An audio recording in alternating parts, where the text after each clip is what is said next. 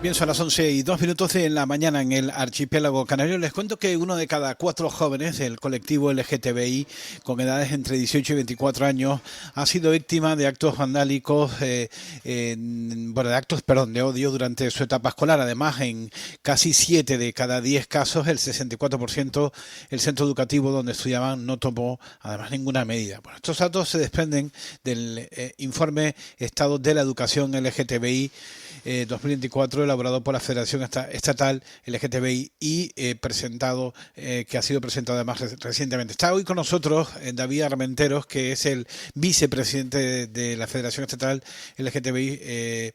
Buenos días, David Armenteros. Buenos días, ¿qué tal? Muchas gracias por invitarme. Bueno, imagino que son preocupantes, ¿no? El hecho de que uno de cada cuatro jóvenes del colectivo entre 18 y 24 años ha sido víctima de actos de odio y bueno, ya lo de en casi 7 de cada 10 casos, el 64% de los centros educativos donde estudiabas no tomó ninguna medida, ¿no? Exacto, son cifras que nos han asustado muchísimo, pues por la cantidad de historias que hay detrás, porque siempre nos ceñimos a eso, uno de cada cuatro, pero al final, ¿qué cantidad de alumnado está sufriendo? Y luego encima, pues otra cifra que también nos parece bastante significativa es que prácticamente el 50% del alumnado ha sido testigo de ese tipo de violencias. Por lo tanto, nos está diciendo que la violencia en las aulas todavía sigue estando. Los centros educativos no son espacios seguros todavía para el colectivo LGTBI y eso es un Uh-huh. problema que hay que trabajar. Ya. Bueno, pues vamos a ver, ¿qué otros datos destacaría de este informe, David? ¿Cómo? Perdona. Sí, ¿qué otros datos relevantes destacaría de este informe? Sí, por ejemplo, la tasa de abandono escolar en la población LGTBI, si normalmente tenemos la tasa de abandono temprano de la etapa educativa en la población general es del 13%, en la población LGTBI asciende al 18,9%. Es decir, que nos encontramos una diferencia bastante abismal. Al final nos encontramos que salir del armario en el centro educativo te da más posibilidades de que tengas que abandonar el sistema educativo debido a la violencia que sufres. Entonces, claro, eso al final también es peligroso. También hablabas de la falta de actuación de Sí. los centros Uh-huh. educativos. En el 64% no se hizo nada, pero es que tenemos que en el 9% de los casos se castigó a la víctima y al responsable, e incluso en un 6% se castigó a la víctima. Por lo tanto, son cifras bastante preocupantes porque los centros en los que no se actúa, pues hay bastante, pues eso, más violencia.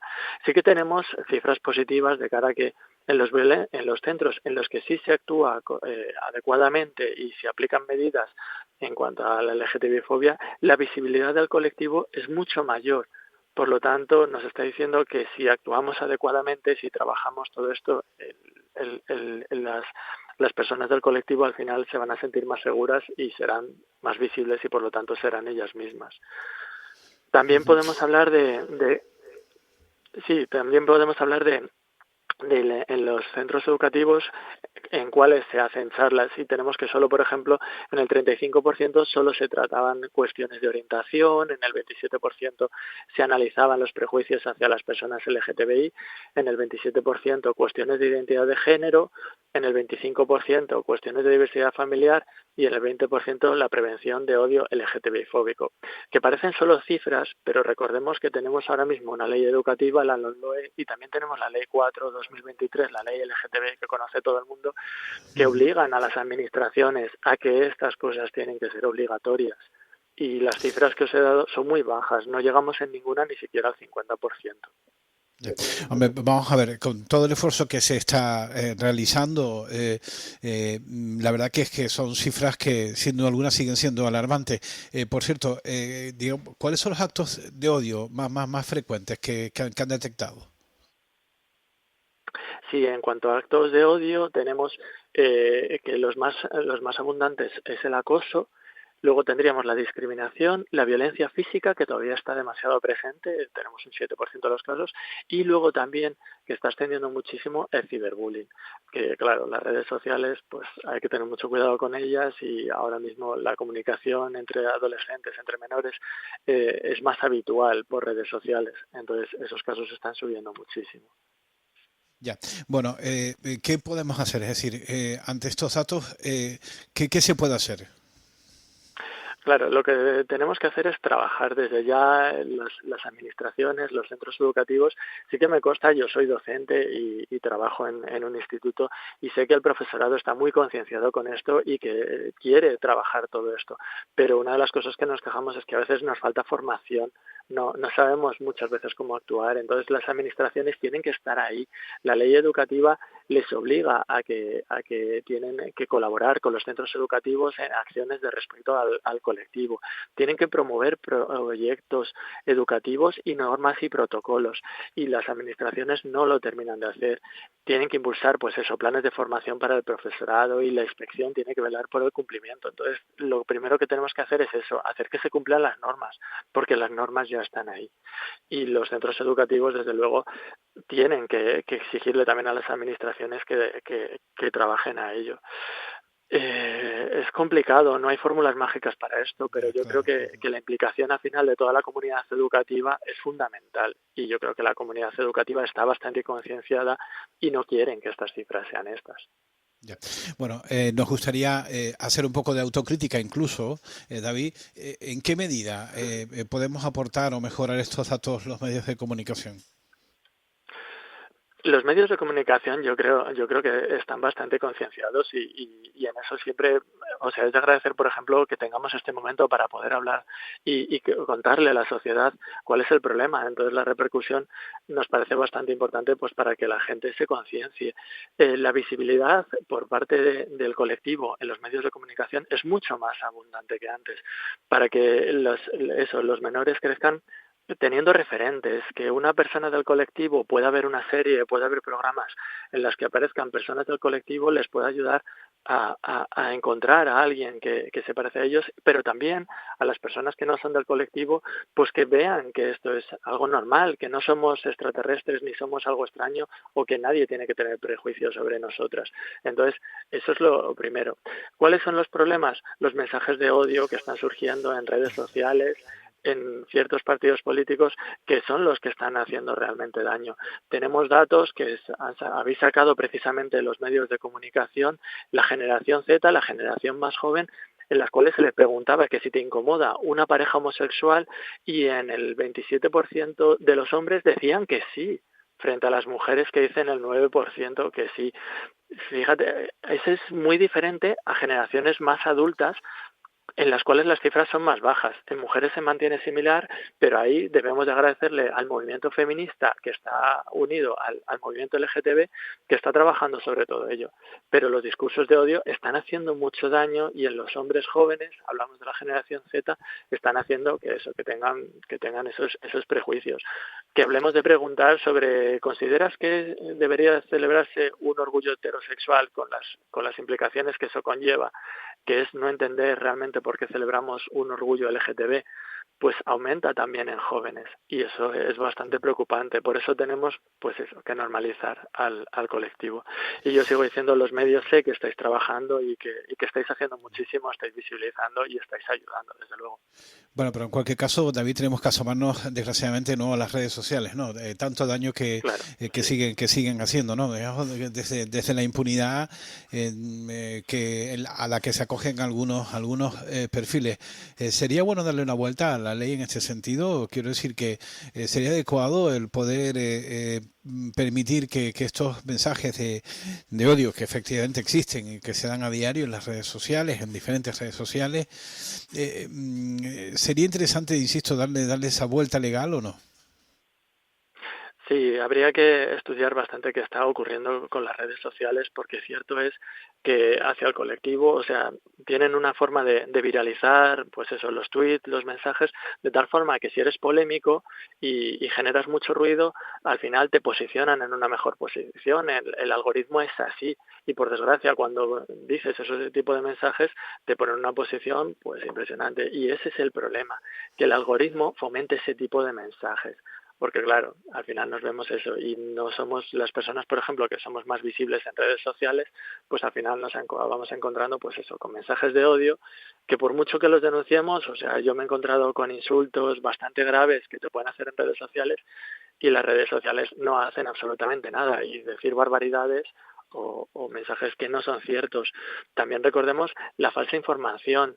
En los datos que presentábamos el otro día, también nosotras presentábamos nuestra campaña Mute al Mito dirigida a adolescentes, en los cuales lo que hacíamos era mensajes explicados por jóvenes, para jóvenes, en los cuales hablábamos de cosas que no son ciertas, pero que se están moviendo en las redes sociales. Pues eso de hablar que ahora ser bisexual es una moda, y ese tipo de mensajes, o que una mujer es lesbiana porque nunca ha probado a un hombre o porque le ha hecho daño a un hombre, ese tipo de mensajes que no son ciertos y que están sonando en redes sociales, que nos puede parecer sorprendente ahora, por ejemplo, a las personas que somos más adultas, pero que los adolescentes les están llegando. Entonces, claro, hay que controlar mucho esos mensajes porque son falsos y al final los menores los escuchan y no tienen ningún tipo de información que les ayude. Por eso insistimos en que es tan importante educar en los centros educativos para luchar al final también contra esos mensajes, porque no sé si la censura sería Claro. la solución, pero sí la educación es lo más importante. Bueno, luego hay otro asunto que nos preocupa profundamente y es el abandono escolar temprano de las personas LGTBI. Encima de soportar el acoso y derribo impune por parte de algunos, al final tienen que dar, desgraciadamente, su brazo a torcer. Creo que en un porcentaje, no sé si es importante o no, pero en cualquier caso, por uno que ella sufra y tenga que abandonar el centro escolar por esto, pues ya es bastante, ¿no? En este sentido, ¿cómo está la cosa?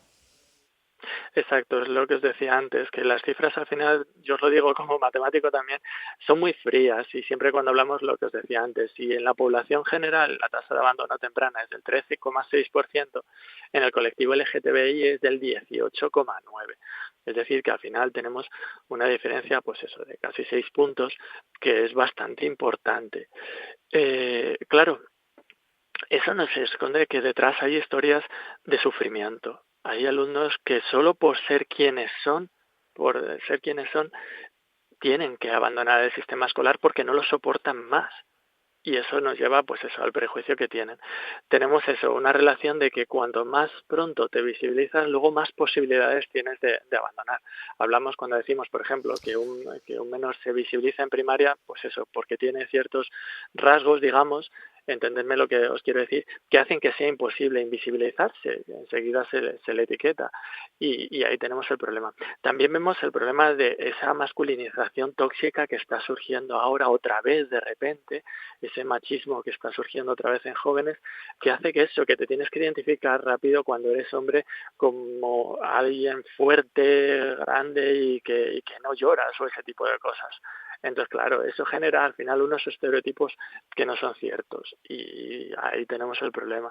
Por eso insistimos que tenemos que trabajar para que eso, los entornos escolares sean seguros, no solo proteger al colectivo LGTB, sino también para educar a todos los adolescentes y que entiendan que ser del colectivo no es ningún problema y que no pasa nada y que podemos convivir todas juntas, que estamos ahí. Ya, bueno, pues, hombre, ya de por sí es lamentable que tengamos que poner sobre la mesa este asunto cuando se lleva años trabajando sobre el mismo y que, bueno, a veces parece que lo que hacemos es retroceder y no avanzar. Pero bueno, es solo una sensación, porque también es verdad y no hay que tampoco decir que no es menos cierto que es verdad que se ha avanzado en cuanto a derechos y en cuanto a, en fin, sensación de que hay cierta normalización del sector, digamos, no sector, del movimiento LGTBI en general, ¿no? Pero que queda mucho por hacer. Sí, pero también tengamos cuidado porque pensamos, las generaciones a lo mejor de quienes somos más adultos pensamos, ya está todo normalizado, ya eso. Y los derechos están conseguidos, ¿no? Faltan derechos por conseguir, hay siglas del colectivo que todavía están muy invisibilizadas, y luego recordemos lo que te decía antes, es que en las generaciones jóvenes, por desgracia, Claro. las cifras nos están saliendo que los mensajes de odio están encalando sobre ellos y que al final está habiendo más discriminación en las generaciones jóvenes que en las generaciones que somos más adultos. Y algunos medios ya lo publicaron justo antes del verano y a nosotros nuestro estudio también lo reafirma. Por lo tanto, al final es lo que decimos, hay que tener cuidado, tenemos que seguir trabajando y no nos podemos descuidar, porque si no, pues las cifras que Bueno. presentamos ya vemos que son bastante terribles. Eso no significa lo que tú decías, estoy completamente de acuerdo. La gente está más concienciada, seguimos trabajando y las cosas van cambiando, no es como hace unos años, pero no nos podemos descuidar. Vale. Bueno, y lo decimos hoy que, bueno, en estos días que se cumplen 10 años de la primera ley que sanciona la LGTBI fobia, BI-fobia, perdón. David Armenteros, vicepresidente de la Federación Estatal LGTBI, muchísimas gracias por atendernos y, bueno, pa'lante. Muchísimas gracias a vosotros por invitarnos y dar voz al colectivo, que es más importante de lo que a veces pensamos. Muy bien, un abrazo.